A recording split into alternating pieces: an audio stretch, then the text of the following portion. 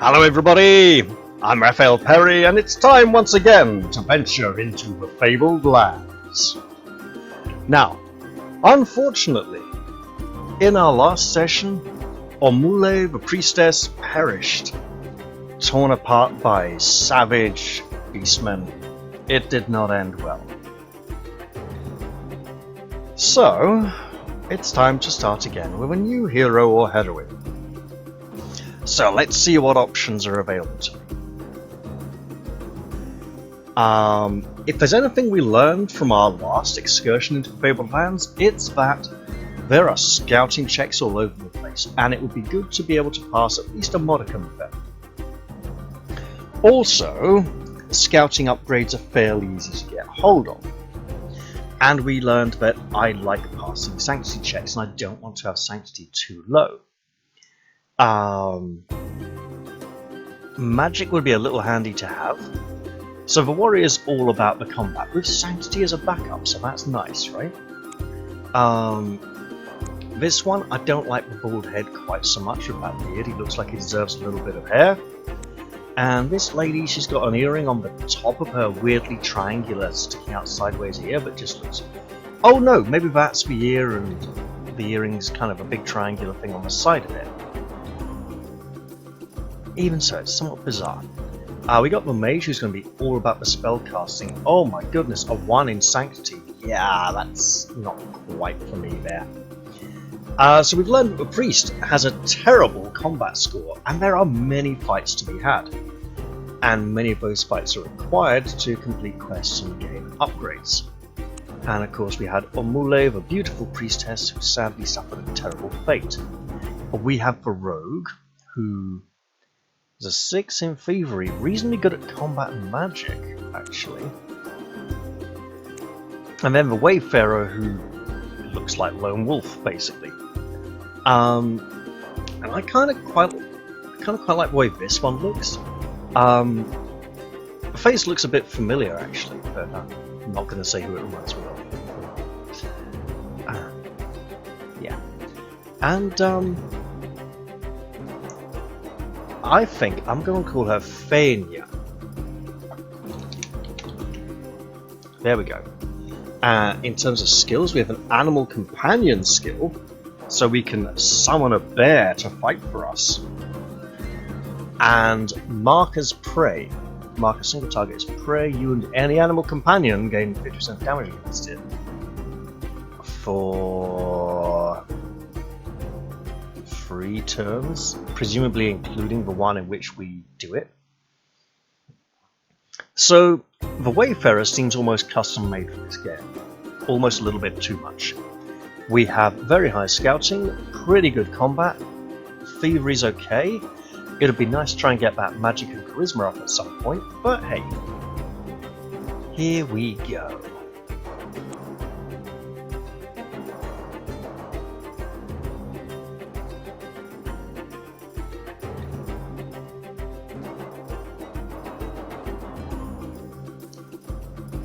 There is Naresh, where poor Omule perished. Let's see how Faenya fares.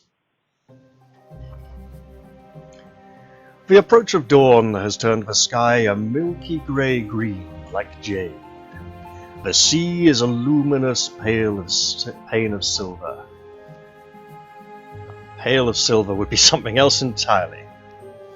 Holding the tiller of your sailing boat, you keep your gaze fixed on the glittering constellation known as the Spider. It marks the north, and by keeping it to port, you know you are still on course. The sun appears in a trembling burst of red fire at the rim of the world. Slowly the chill of night gives way to brazen warmth. You lick your parched lips. There is a little water sloshing in the bottom of the barrel by your feet, but not enough to see you through another day. Sealed in a scroll case tucked into your jerkin is the parchment map your grandfather gave you on his deathbed. You remember his stirring tales of far sea voyages, of kingdoms beyond the western horizon, of sorcerous islands and ruined places filled with treasure. As a child, you dreamed of nothing else but the magical quests that were in store if you too became an adventurous soul. You never expected to die in an open boat before your adventures even began. Securing the tiller, you unroll the map and study it again. You hardly need to. Every detail is etched into your memory by now. According to your reckoning, you should have reached the east coast of Harkuna, the great northern continent, days ago. A pasty grey blob splatters onto the map. After a moment of stunned surprise, you look up and curse the seagulls circling directly overhead. Then it strikes you. Where there's a seagull, there may be land.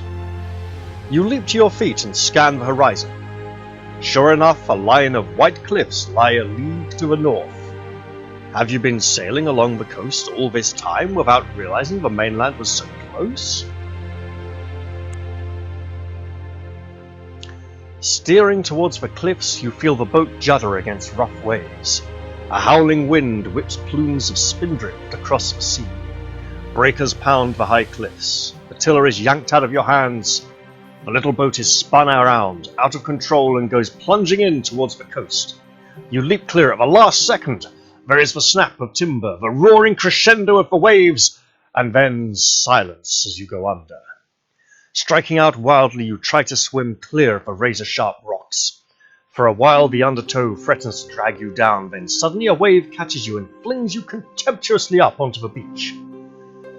Battered and bedraggled, you lie gasping for breath until you hear someone walking along the shore towards you. Wary of danger, you lose no time in getting to your feet.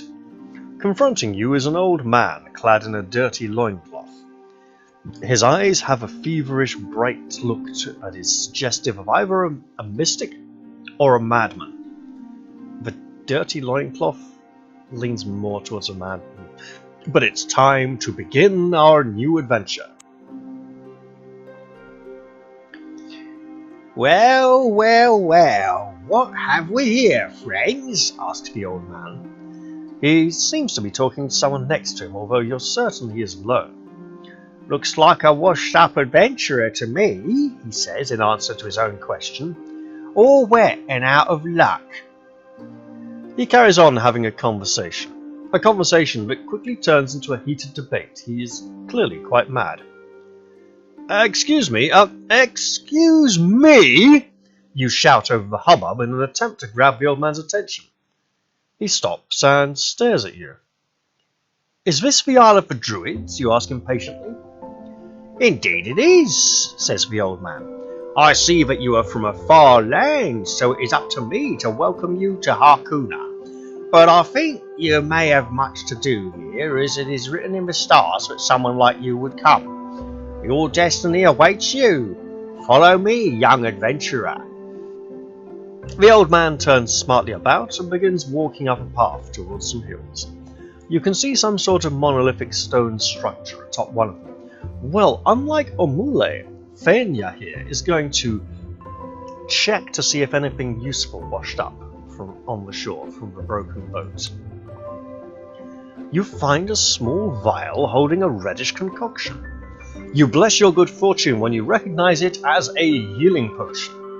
We will absolutely take that healing potion and then follow the man up the hill. During your short trip upwards, the old man regales you with tales of your destiny and fate, continuously arguing with himself as he does so. It's almost as if he has heard many different possibilities that may befall us. You reach a hill covered with a circle of large obsidian standing stones. Despite the bitter wind that blows across these hills, the stones are unweathered and seem almost newly laid.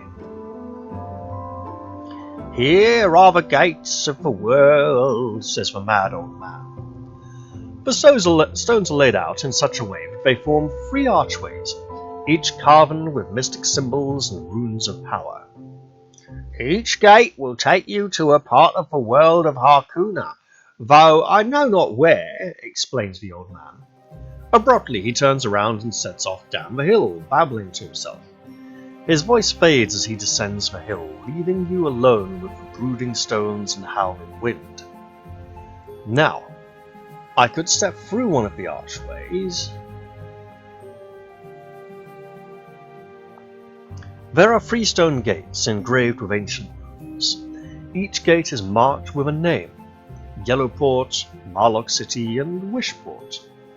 From here you can see the coast and the whole island, which is heavily forested. I'm going to explore the island a bit further. You decide to explore the island further and ponder where to go next. You have a clear view from the top of the hill of the northern parts of the island, and you notice a previously unknown to you road that snakes along the cliff tops. Well, let's pause and think for a minute. It would be nice to go into the forest and find the location of the Druids.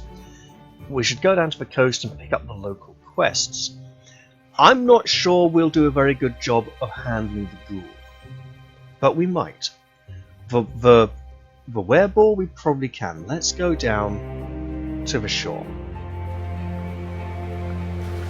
You make your way around the coast. The interior of the island appears to be heavily forested. After a while, however, you come to a bay in which a couple of ships are anchored. A small settlement nestles on the beach. The trading post is a small village set up here by enterprising settlers from the mainland. Its main export appears to be furs from the forest. The mayor, a fat, genial fellow who greets you personally, insists that one day the trading post will be a thriving town. There is not a lot here yet, however: a small market, a quay, the settlers' houses, and a shrine to Lacuna, the huntress goddess of nature. Well, let us visit the shrine of Lacuna. The shrine is set in a wooded grove. Birds twitter in the trees, and the deer darts away into the forest as you approach. That should be at your approach or as you approach. I think there might be a typo there. A priestess is tending a low altar where food and drink has been laid out in honor of Lacuna, the goddess of the wilderness. She is the patron of hunters, trappers, woodsmen, and all those who seek oneness with nature. As a wayfarer, we probably should worship Lacuna. Being an initiate of Lacuna gives you the benefit of paying less for blessings and other services the temple can offer. It costs 30 shards to become an initiate, which we regrettably do not have, although we're about halfway there. You cannot do this if you're already an initiate of our temple. Very true. Let's talk to the priestess. The priestess, dressed in silken robes and wearing a wreath of oak leaves, says, "I have need of an adventurer like yourself. For arcane reasons involving the secret mysteries of Lacuna, I need the tusk of a boar, a were-boar in fact. Hunt down one and bring me its tusk. In return, I will teach you how to be a better scout. You know, we're already a reasonably good scout, but we could do with the pay and the training." We have accepted the mission. Let's leave the temple and let's visit the temple of Nagil. Nagil is the lord of the lands of the dead, and his temple and the trading post is covered in friezes and gargoyles of ornate design, depicting the souls of the dead on their journey to the underworld. Inside it is cool and dark, hung with black velvet drapes. A scroll tacked to the wall reads, "Wanted, person of unusual resourcefulness. See temple warden." And so we shall. The warden is in charge of security. "We have had an unfortunate accident," he says worriedly. "In the crypt below the temple, we sometimes experiment with the corpses of the dead. You know, the occasional zombie, part of the rituals in honor of the particular aspect of Nagil we revere here. It seems a ghoul has escaped from these pits and is terrorizing the villages at night. We'd rather someone like you sort out the problem before the militia got to hear of it. Destroy it and bring me the ghoul's head. We shall also accept this mission." "Search for it at night," says the warden as you leave. Very well. But first, I'm going to take a walk along this coastal road.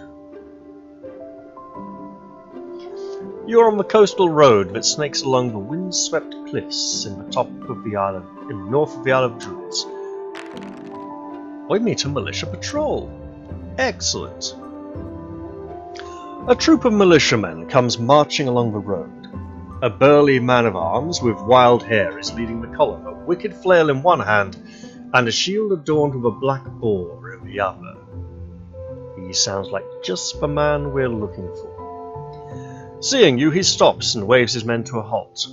His little eyes squint at you from beneath the bushy brows, and it seems to you his fat nose wriggles for a moment as if sniffing the air. Ah, my mistake, the man finally grumbles. Thought you might be one of them poachers infesting these woods.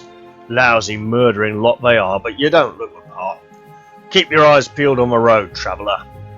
The militiamen continue on their patrol, and soon you're alone on the road again. Let's go into the forest. The trees are closely packed, leaning together as if in conference, whispering quietly among themselves. Birds twitter in the distance, and slivers of sunlight lance through the musty gloom. As you proceed along a forest track, you think you hear a rustling in the bushes.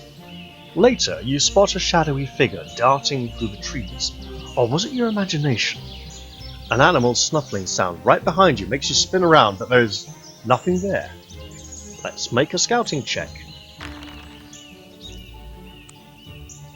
You struggle deeper into the forest until you come upon a thick wall of impenetrable thorn bushes.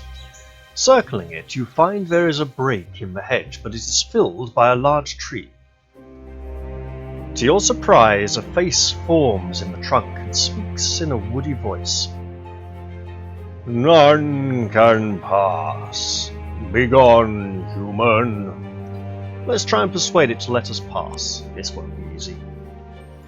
You explain what a tree lover you are and that your heart has always been at home in forests. You portray yourself as the greenest adventurer ever. I mean, look, we're practically dressed in it, but... Oh... We've failed a charisma check. What a load of rotten leaves, exclaims the tree. Anyone can see you're as bad as the next human. In fact, I'd say you're probably a lumberjack. Now, get lost. Well, let's leave the forest. We can always try and persuade the tree later. You easily find your way to the trading post, which is exactly where we'll go. And now, I'm going to go and look for the ghoul. You set out that night on your quest to find the ghoul. Yes, let's try that. We've failed a magic check. You're not sure where to start looking for the ghoul, so you wander around looking for stories, strange murders, anything that might put you on its trail, and now we're going to try for a scouting check.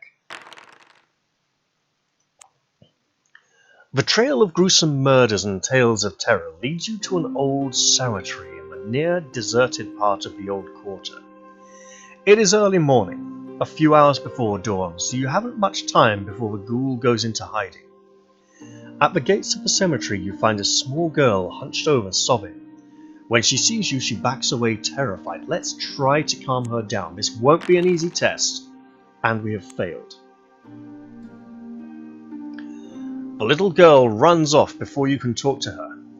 You thread your way through the pitted tombstones and brooding crypts of the cemetery until a pallid moon that bathes the graveyard... I'll read that whole sentence again. You thread your way through the pitted tombstones and brooding crypts of the cemetery under a pale moon that bathes the graveyard in a sickly, pallid light. Suddenly a foul stench fills your nostrils and a figure rises up out of the shadows. Yellow eyes glow with feral bloodlust, and the creature sinks its black teeth into your arm before you can react. Ow! You have been infected. You now have a disease, ghoul bite. Until you can find a cure, you have 1 point subtracted from your sanctity, combat, and charisma abilities. No. The ghoul, a rotting walking corpse, lunges for you again. I could invoke the power of the gods. However, I'm already suffering from reduced sanctity, so I should just fight. A desperate battle ensues. Indeed, Oh, I hope we don't die. That would be rather inconvenient. So early and diseased already. Oh. Hello? Fighty fight, ghoul, there we go. What a horrific looking creature. That's a lot of stamina. Well, we have a bear. Let's put him down. There. He's not a very large bear, but certainly interesting. We got lots of slowing ground that may stand in our favour. And we'll end our turn. Now, as for the bear, he has an attack which costs him 4 action points, but he only gets 4 action points. Defend. That might actually be really useful. Defend is free, disengage is 2. Unless we can find a way of getting the extra action points, he won't be doing more than one of these at any given time. Right, we can shoot. Let's use mark as prey. Oh, that's not good. Okay, we'll just shoot. No. We'll just go up to here and end our turn. So now the bear can attack. I think I should. Oh, that's only 2 damage. That's not ideal. Our bear is now vulnerable. With only 4 stamina, that could be really bad for us. Right. Let's mark him as prey. And do we get to shoot as well? We do. That's great. Let's do that. Excellent. Is our bear badly hurt? Yes, our bear is badly hurt. I think our bear should defend. There we go. Defendy bear. Let's shoot again. That's rather good. And move to there. And pray the bear does not the bear perished. We have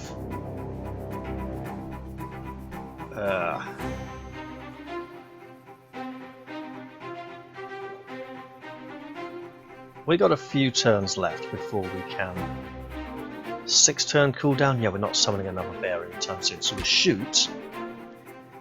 That was not very good. And back up to there. The ghoul is slow. We'll shoot again. Back up to here and prey on the rough ground and mud to protect us. Now, we fired a lot of arrows. You hack off the hideous head and leave. Let's go to the Temple of Nagil and get our reward. Nagil is the Lord of the Lands. Yeah, let's speak to the Warden. You did it! Exclaims the Warden happily, taking the ghoul's head and placing it in a jar. It's time for your reward. I'm going to go for the free resurrection deal. The priests conduct the ritual. If you are later killed, you will awaken at this very temple. The priest looks you over. I'm afraid we have no one skilled enough to cure you. However, I believe the Temple of Makar in Yellowport might be able to help. And the holy waters at the Blessed Springs are known to be efficacious in this kind of case. Wonderful. Well, in that case, I should absolutely rest at the inn, the Green Man Inn, recover some health, go back, and venture along the coastal road looking for the werewolf. We meet the same militia patrolman again. A troop of militiamen comes back, marching along the road. A burly man of arms with wild hair is leading the column, a wicked flail in one hand and a shield adorned with the black paw in the other. The militiamen don't seem to even notice you, so you continue on your journey. I think I would like to try and do the Druid quest for the Sanctity points, so I'm going to continue exploring the woods here. Oh, that's terrible. Yeah, we wander around and get lost. We'll go back and rest here. And we have a nice little rotation here to try and help us deal with the werewolf. A Attacked by highwaymen? Oh no. 2 brigands leap out from hiding and menace you with their swords. One is behind you, one in front. Give up, they advise. Money's not worth getting killed for. Let's try run away. A 3rd brigand, who had remained in hiding in case he made a break for it, now leaps up and looses off an arrow. As if by luck, you survive and race off with 3 brigands in close pursuit. To shake them off, you must make a scouting roll. Hey, let's absolutely try and do that. Yeah! You soon lose your pursuers and continue on your journey, because those shards ain't worth losing, so back to the forest we go.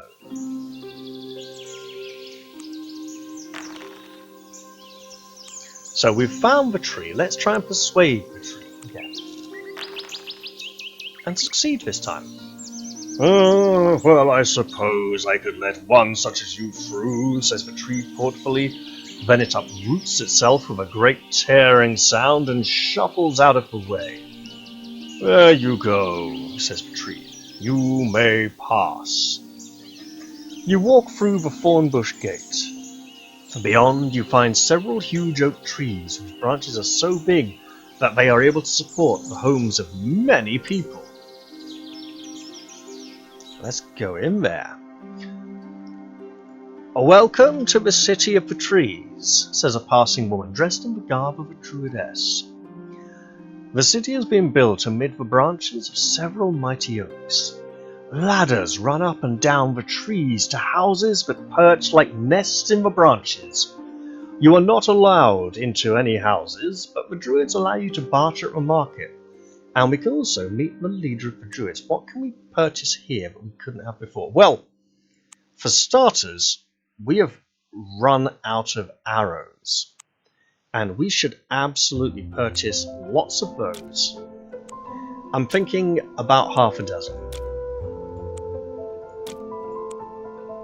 They won't last. Trust me. And some kind of close combat weapon would be great, but we don't have the funds for that. You are brought before the druid's leader, the Oak Druid, a bearded fellow with earth and leaves all tangled up in his hair. He asks you to perform a service for him. Take this staff to the Willow Druid in the forest of Larue. The sacred grove where he lives will be hard to find, but I'm sure you can do it. The Willow Druid will give you something to bring back to me. When you return with it, I will make your techniques of tracking and your wilderness lore better. We shall absolutely accept this quest. And we will take the oak staff to take to the Willow Druid. Let us go back to the trading post, where we will not rest at the inn, but we will drink our healing potion. And we are healed. Now, we're going to go back to the coastal road and try and get the werebore, but if we end up taking too much damage, it will be time to head to the mainland. So we meet the militiamen again. We'll go back to the trading post. Back to the coastal road. So I mentioned previously, there's nothing that makes this easier. The militiamen, that's fine. I'm going to go to the obsidian stones because it's different. Back to the road. And once again we meet the militiamen. That's fine. We will find the werebore eventually, or we'll take so much damage that we'll just have to go to the mainland. There we are. A werebore in ornate armour comes thundering out of the undergrowth near the road with a raised spear. Not a flail. There is no chance of retreat or surrender in this battle. We've got a bear. I mean, it might help a little bit. Here is our bear. Our bear is now deployed. Our bear just... 2 points to move. 3 to defend. Bear, just go there. You get shot.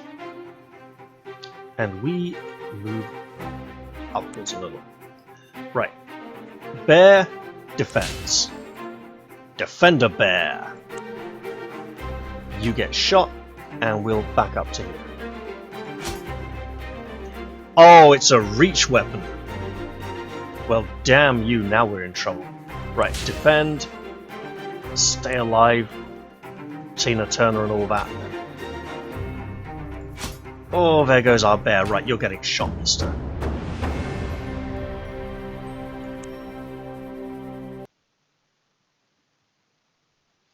The creature's armor is too heavy to suit you, but you can take a hunting spear and a boar's tusk. Grab your acquisitions and continue onwards. Absolutely. So we now have a close combat weapon, which is great in case enemies get close. Also, because we can run out of arrows, as we have already proved.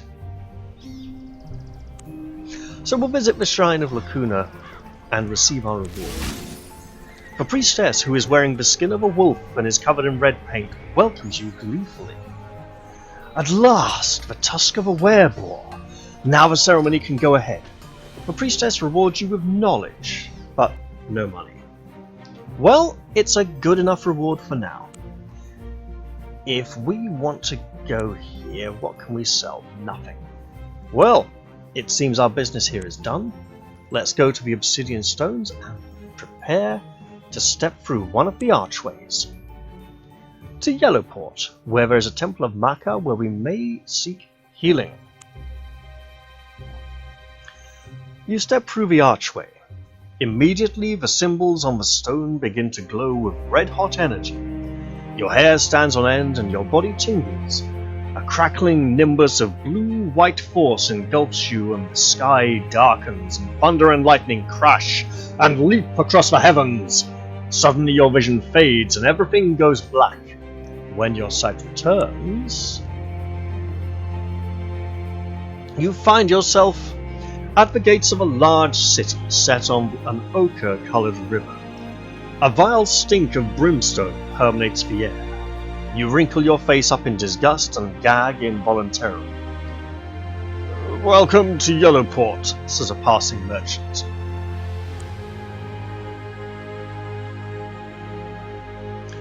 Yellowport is the second largest city in Saqqara.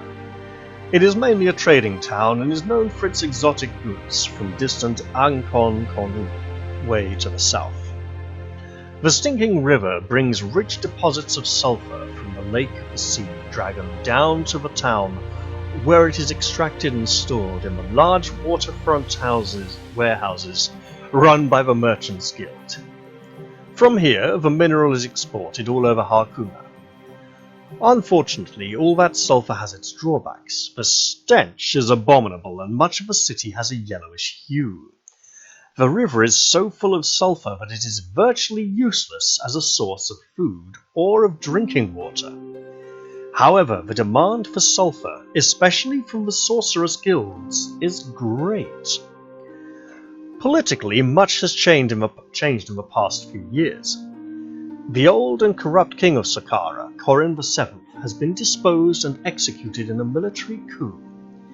General Grieve Marlock and the army now control Saqqara. The old council of Yellowport has been indefinitely dissolved, and a provost marshal, Marlowe's Marlock, the general's brother, appointed as military governor of the town.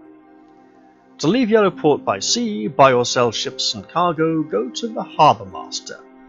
Well, once we've settled down in Yellowport, I think this is a healthy point to end the session. Yeah, I hope you guys have enjoyed this episode, I really do, and, feel free to, like, comment, dislike, all the usual stuff if you want. It's there, so might as well use it. And I'll look forward to seeing you all in the very next episode. Bye for now, everyone. See you next time.